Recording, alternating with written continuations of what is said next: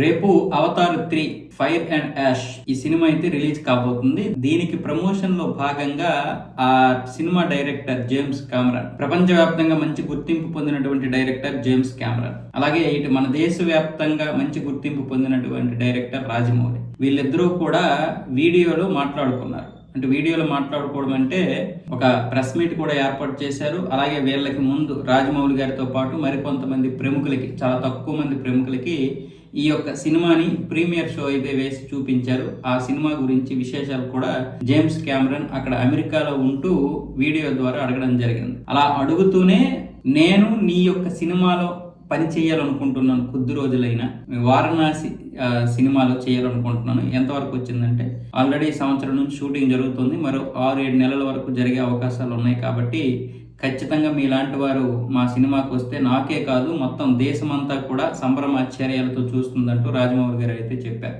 అలాగే James Cameron కూడా ఎప్పుడైనా నువ్వు పులులతో షూటింగ్ చేస్తే నాకు చెప్పు, నేను ఖచ్చితంగా ఆ రోజు వస్తాను, సెకండ్ యూనిట్ లో కెమెరా పట్టుకొని కొన్ని షాట్లైనా షూట్ చేస్తానన్న విధంగా అయితే జేమ్స్ కెమెరాన్ మాట్లాడారు.